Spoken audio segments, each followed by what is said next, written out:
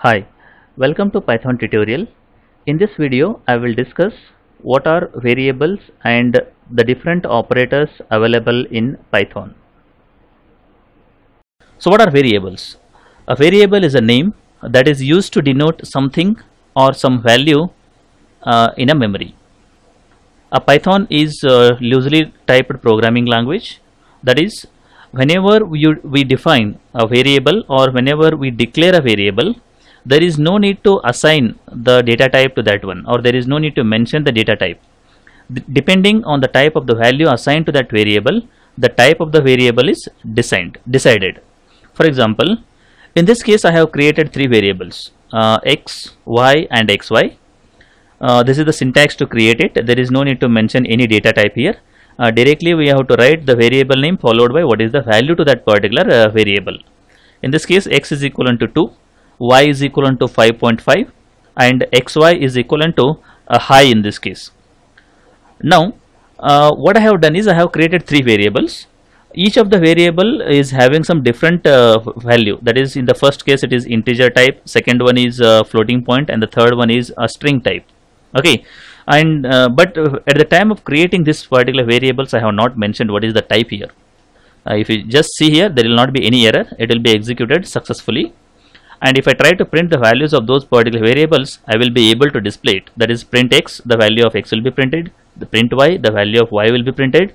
Print x plus y, that is 2 plus 5.5, that is 7.5, comma, after that there is one more value I am trying to print, that is xy, that is high, that will be printed here.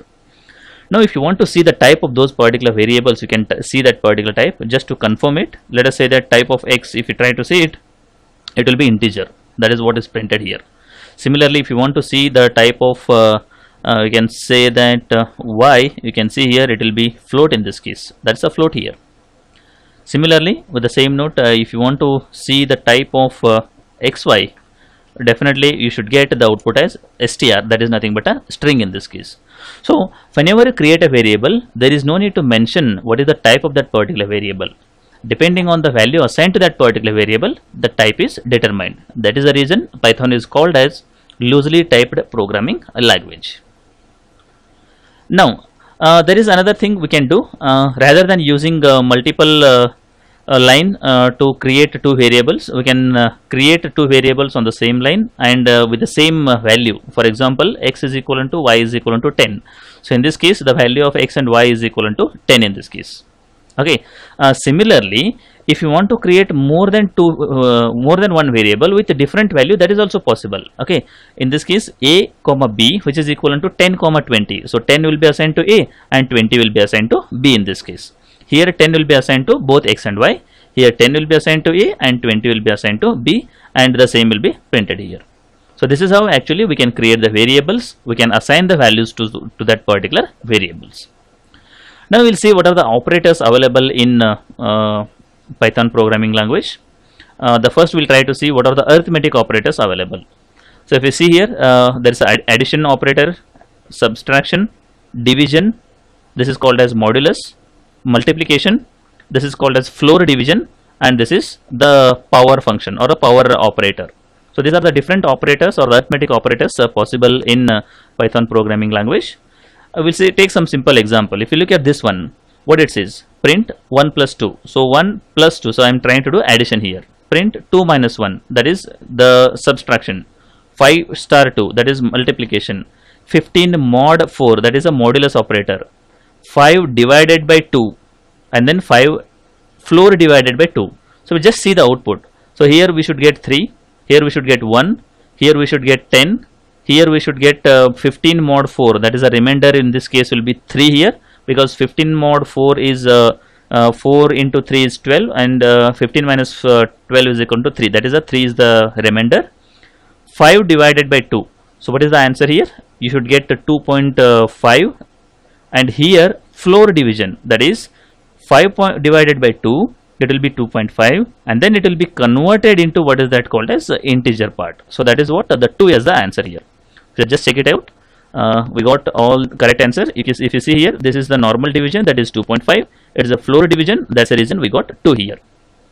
I'll just give you one more example just to understand this particular concept. This one you can see here. The numerator in this case is 5 here. I will add print statement just to make the same, or can say that consistency throughout the explanation. Now the numerator is to can say that integer part, and the denominator in this case is can say that float.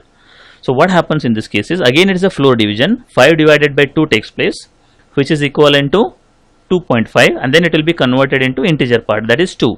But because the denominator is 2.0, it will be converted into 2.0 here. So this is how actually it works. You can see one more example, then you can easily understand it. I'll just copy and paste it here. What I do is, I will make the numerator as floating point value and denominator as integer.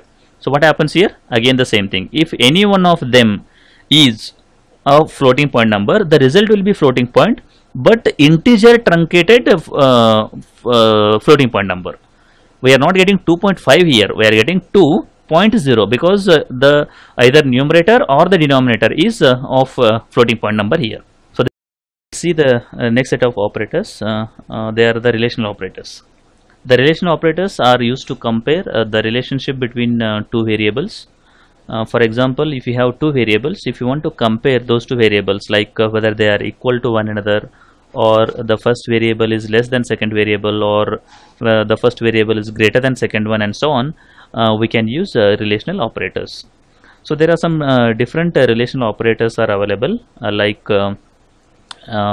is equal to, is not equal to, less than, greater than, less than or equal to, greater than or equal to.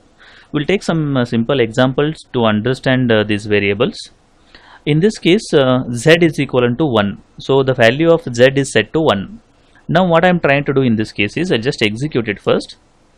Next what I am trying to do is, I am trying to check whether z is equal to, it's a double equal to, so z is equal to 1, I am trying to check. So what is the value of z? That is equal to 1. Whether 1 is equivalent to 1? Yes. Because it is equal to 1, you will get true as the output in this case.